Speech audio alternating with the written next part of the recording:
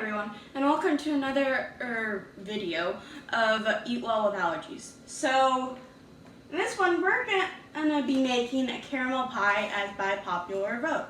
So, all of those who voted, here are the exact votes.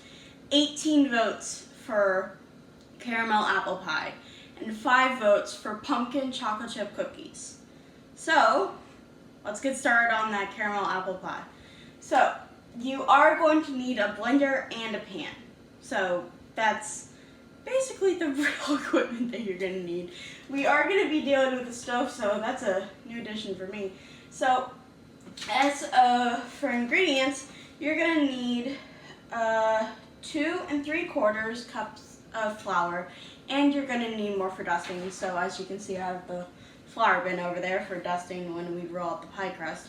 Half a teaspoon of salt and 1 cup of cold unsalted butter, or any butter for that matter. And you're gonna, for the pie crust, you're gonna need half a cup of ice water. I'm gonna wait until I'm actually at that stage because I want it as cold as possible, because you really don't want to melt the butter in the pie crust. You want it to be as cold as possible. That's why we're going to refrigerate it once I'm done blending it together. As for the apples, you're going to want to peel and slice whatever way you want to. You're going to want to peel and slice 7 apples. I sliced, as I said in the last video, I sliced 7 apples kind of in cubes. They're a little brown because I defrosted them last night. Once you have those peeled and cored and sliced and all that, you're going to want to measure out 3.5 tablespoons of butter for the pan, and just for good flavor. And you're going to want to measure out 7 tablespoons of brown sugar. Okay. So let's get started. First I preheated the oven to 375 before I started the video, and that's going to be the temperature throughout. It might get a little hotter in the kitchen because the stove is actually on and not just the oven. So okay, so I've got a blender here, and I'm just going to pulse together the flour, salt, and butter.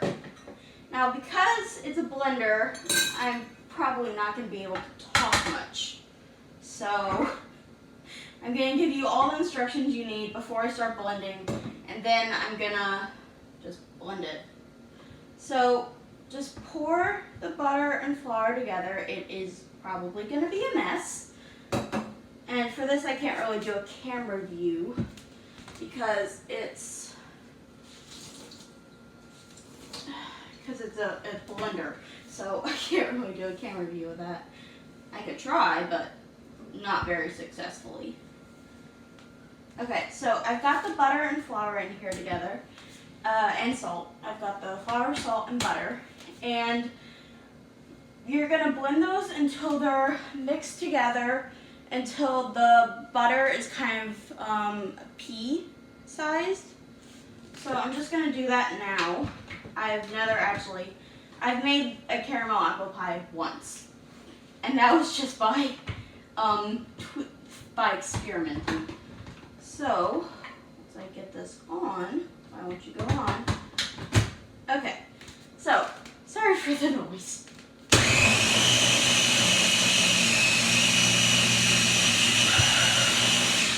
And the butter's really stuck, as it usually is. So, you really want to break up that butter so it can get into the blades. It says use a food processor. I don't have a really food processor. I have a smoothie blender and an actual blender for like emulsion and stuff. So I'm just going to break up the butter. Sorry for not being in the camera view, but it's really necessary. So, as I clean off all the flour I'm making a mess of, I knew this was going to happen. So let's try this again.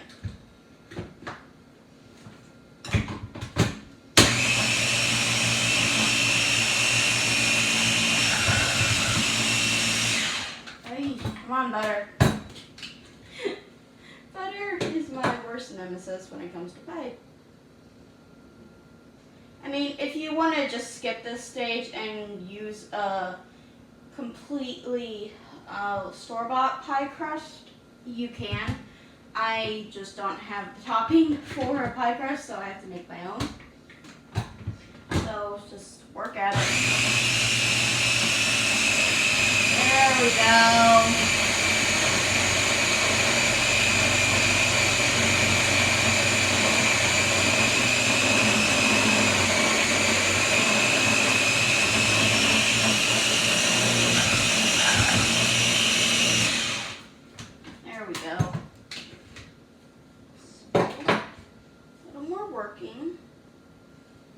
Blending, cutting up butter, that kind of thing.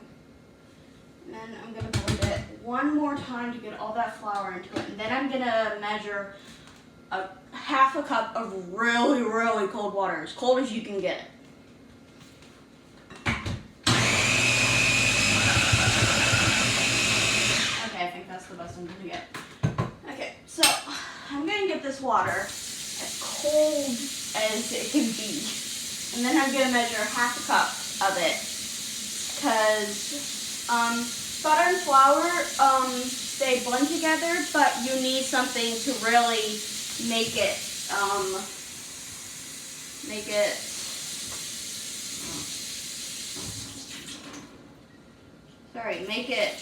adhere together to make a pie crust. Okay, so I'm going to pour 1/4 of a cup over this, and then I'm going to blend it. So I'm just going to add a little water at a time. Come on.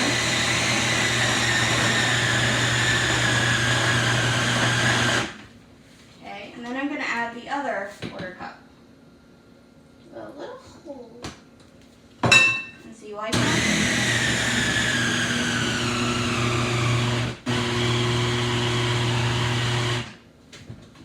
And you know you have pie crust, and the entire thing sticks together.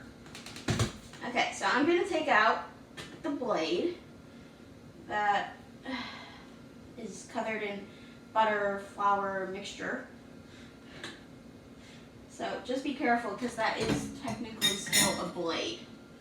Okay, so I don't know if you can see this or not, but I do have pie crust.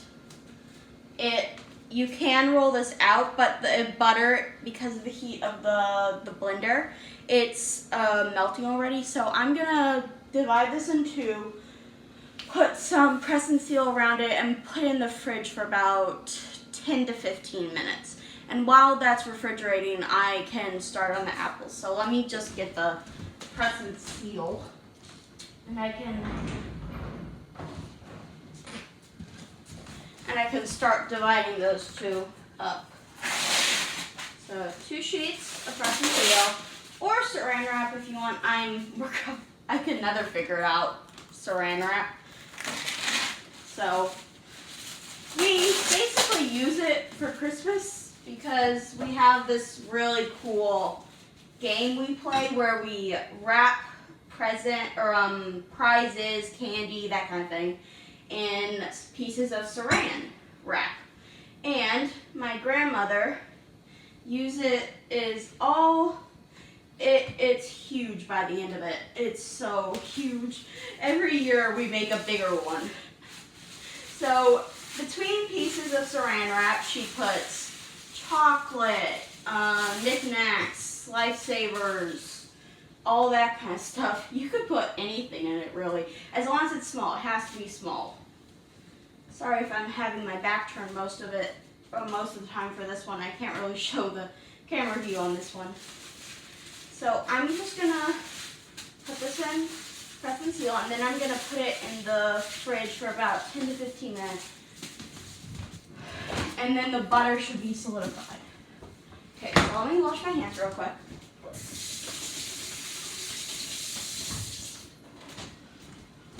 Okay, so I'm gonna turn on my stove. This is the first video I'm using to actually use the stove, besides just the oven. Okay, so because I soaked these apples in like lemon juice and water, they're kind of draining. I'm gonna get a sieve and try and get all that moisture out. So some of you might think of it as a colander. I think of it as a sieve. A colander is, I think, the same thing. But I think the difference between colander and a sieve is you actually, a sieve is smaller and a colander is bigger. I think that's the only difference. I might be wrong, but I'll never know unless I actually look it up. So let's put these back up and get all that moisture out. You can smell the lemony apple taste. Okay, so to gauge the heat on my pan, I usually put my hand a couple inches above it, and if it's kind of hard to explain how I tell if my pan is hot enough, but because the oven is warm, it will heat up faster than usual. So a couple more seconds, and that should be good for cooking. Okay, so I'm just gonna put the butter in here and let that melt, and then I'm gonna put the apples in and get those cooking before I add the brown sugar so it caramelizes. So there's really nothing to it. Mostly it just requires a lot more work than, say, putting apple pie filling into a pie crust, which is what my family normally does to make an apple pie. But I've actually, because there's butter in pie crust, it's really hard to find a pie crust that I can actually have. So I think making most of the stuff to replace the recipes is a good alternative. I'm gonna melt this butter until it's basically boiling, and you'll know when it's boiling. When there are little bubbles. Oh, I forgot to turn on the camera that I was meaning to do. Okay, so there we go. So as you can see, it's kind of bubbling. So I'm just gonna move that around a little bit, make sure it's gonna keep bubbling, and then I'm gonna add these apples. And the butter, because it's hot enough, will cook the apples. And I don't know if you can hear this, but they're already sizzling. So just move those apples around fairly gently, around in that butter. Whoop, you will always have casualties. Around in the butter, and just let them sit for a couple minutes.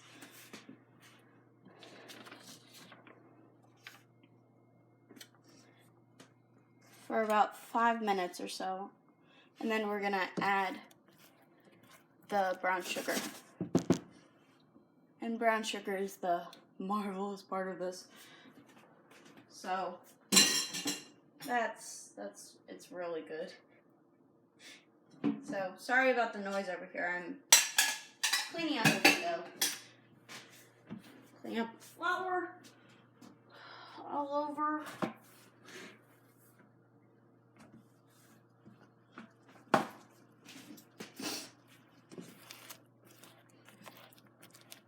Cooking may be more evolved than some, but it still is involved in baking. So you need have some skills. So I'm just gonna cook these for about 3 more minutes. And you can hear it sizzling. Well, not sizzling, boiling basically.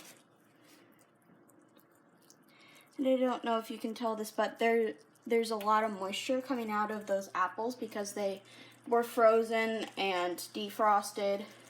That's why they're a little brown, because they were defrosted. And you want these to be a little tender, so I should be able to break through them fairly easily. So they're not ready yet.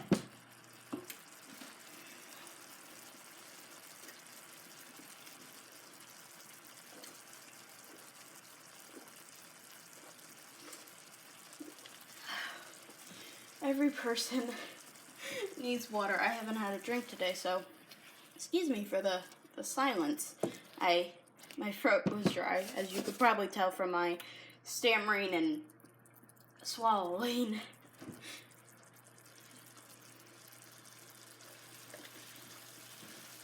So I'm just going to test one of these to see how tender they are.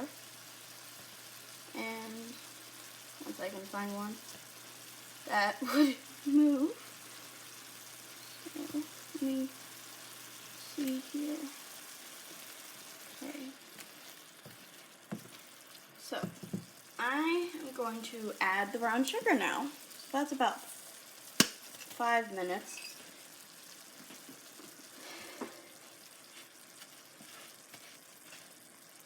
Just let that brown sugar melt. It will melt. And then get it into the apples. Just put it up against the butter and it's hot enough that it will melt. And if you like a sweeter pie, then you could add more brown sugar, I guess. In fact, I think I might. Because this is a lot of liquid. So I'm actually, as you can tell, I'm moving these to one side and I'm gonna pour some of that liquid into one of the bowls. Because the apples did excrete some of the liquid. So I'm going to take back some of that liquid. And yes, there will be a sizzling if you do this. So I'm just going to put those on again, and I'm going to go get the brown sugar. Which is actually behind this door of the camera. And that really, it upset it. So, where'd my spoon go? So, I'm not really measuring this, but this is about 3 tablespoons. I need about double that. And I really like my sweet stuff, so get that melted into the apples. Excuse me.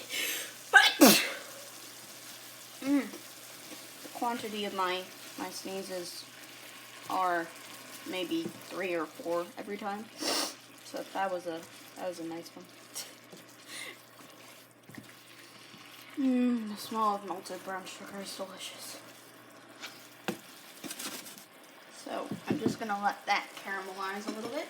Like I said in a previous video, brown sugar is basically molasses and sugar together. So I'm just going to let this sit, but I don't want it to burn, because then you would have burnt caramel. Okay. The pie crusts are up there, but I'm actually going to put them in the freezer because I want them to harden a little faster. So let me stir these around, because I got roll out the pie crust before I put them in, put the apples in. So you can tell how delicious those look with them. So I think that's mostly it. So you can tell how delicious those look with them. So I think it's mostly it. So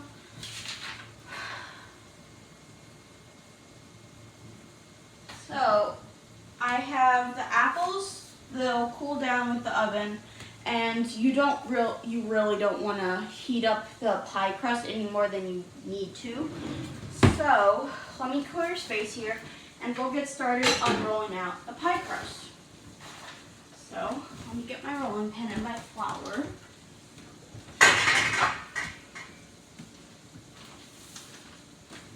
Because you will need flour, because you really don't want this sticking to the surface. So let me see if that's good enough for you, for the camera. That is one of the views I can do.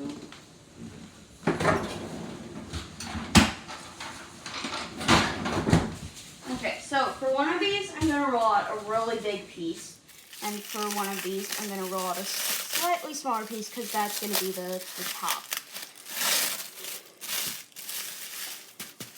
Okay, so let me get some flour here. And you really want to sprinkle your area with flour. It's better to have too much flour than not enough flour. And I learned that experience from sugar cookies. So I'm really going to pile on the flour.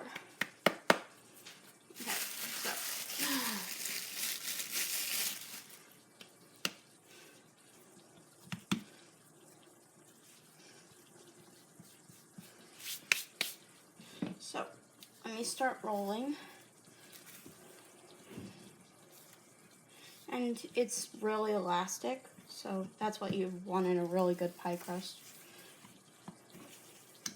But I have to be careful to not, you just want to roll it a couple times, switch sides, because this is really tender, it's going to break at some point. So you want to just roll it a couple times, move it to another side, and then roll again. Okay, I'm going to go get a ruler because I have to be precise on this. I'm going to get a ruler, and I need this to measure 13 inches. So right now, it's at 12 by 10. So I need a little more this way. So I need to turn it again. Be careful to not break the dough. And I need to roll it again this way. And this is really tender and delicate pie crust. So you want to be careful. Okay, so currently it is 13 by 12. So I'm just going to roll it out a little this way and measure it again. Close enough. Okay, so as you can probably see, the pie crust is so big that it escapes the camera. So another trick I learned just from watching things, I'm gonna tuck this around the rolling pin like this. I've never actually tried this successfully, but here we go. So, but let me get my pie plate, and I just got a 10-inch pie plate. So,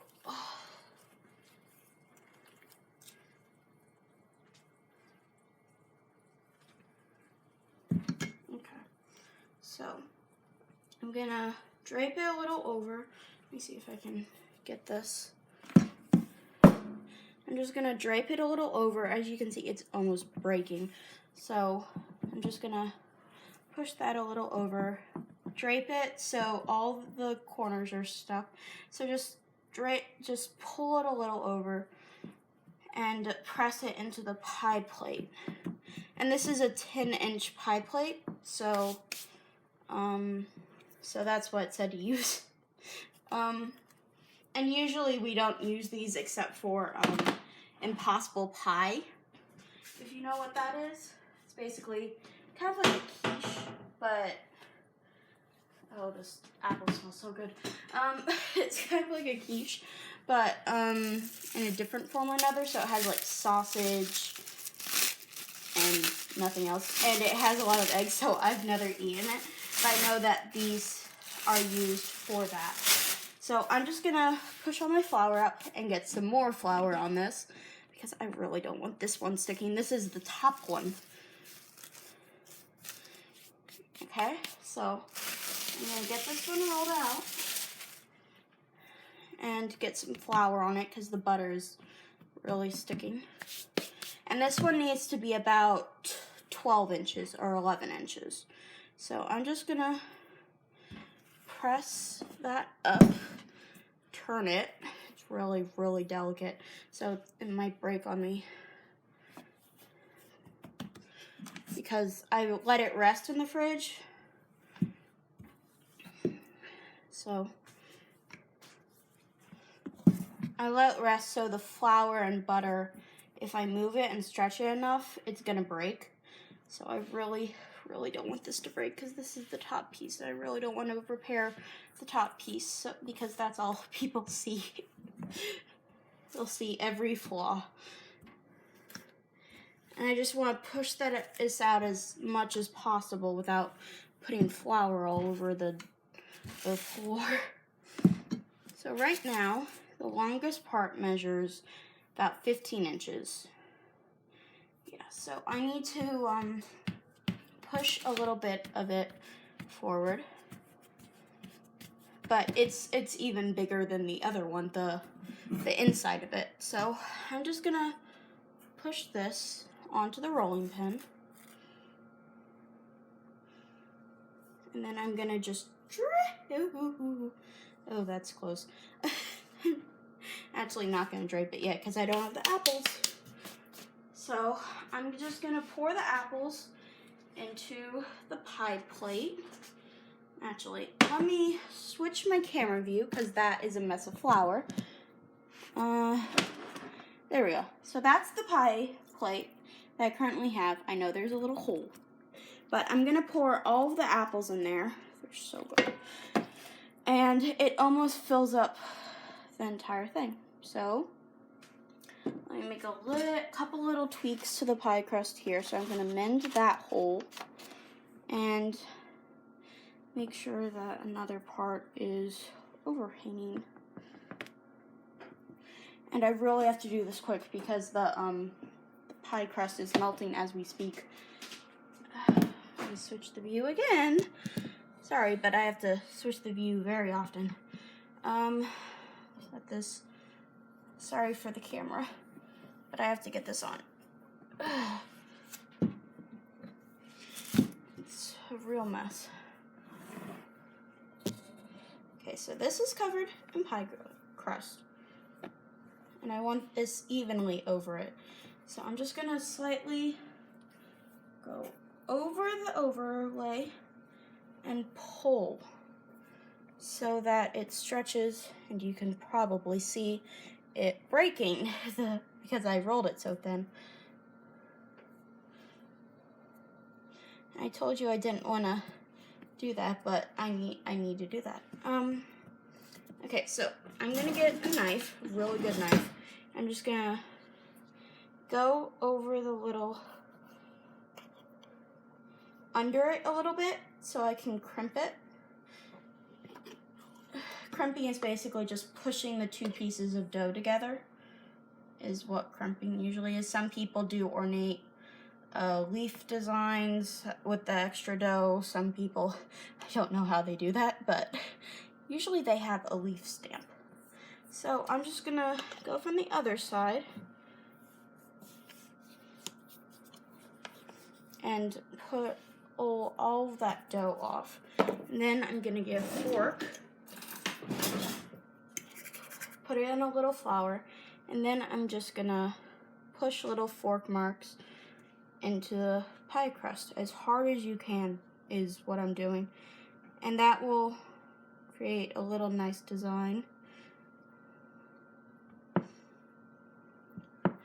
And it may involve a little work, but I'm actually, I'm gonna kind of move the pie crust over here. I'm gonna overlay it on itself so that the two pieces of dough are together, and that will seal it a little bit.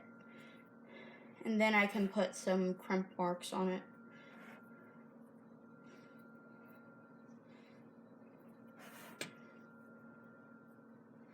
And I don't know if you can tell, but the pie crust is already melting, so I've got to hurry and get this in the oven before it completely melts on me from the residual heat of the apples.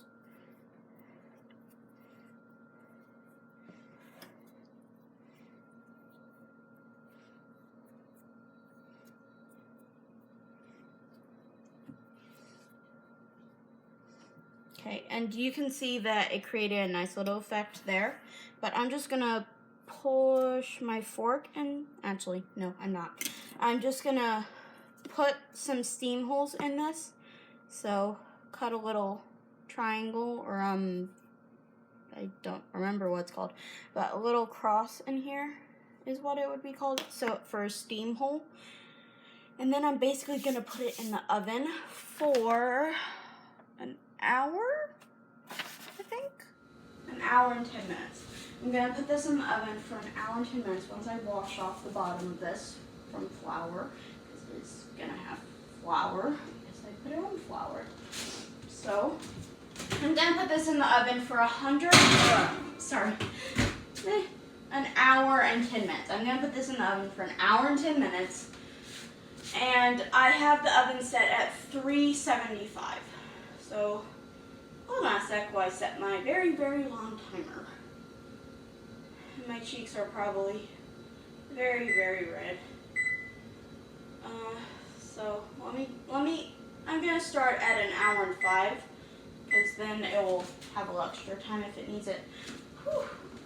But I'm gonna clean up a little bit, get everything cleaned. I do have some extra pie dough, so if you want to use pie crust on like turnovers or Pop-Tarts, that kind of thing, have at it. If you rolled it as thin as I did, there's bound to be leftover pie crust, and don't let that go to waste. It's so good. So I'll see you in an hour and 10 minutes. Okay, so an hour and 5 minutes is up, and I think it looks perfect. So, and if it gets a little darker for your oven, you can put aluminum foil around the edges so it doesn't burn. But I'm definitely not taking a bite of this, because I don't know if you can see this, but the apples are literally boiling. So, okay, so that is how you make a caramel apple pie. And you could do this for Thanksgiving or just to eat, really. So next week I will be making pumpkin chocolate chip cookies, because that is the vote that was second best. So I'll make those next week. That is basically it for this video. Please like, subscribe, go visit my Facebook channel or Facebook page, and I'll ask another choice in a couple of weeks after the pumpkin chocolate chip cookies.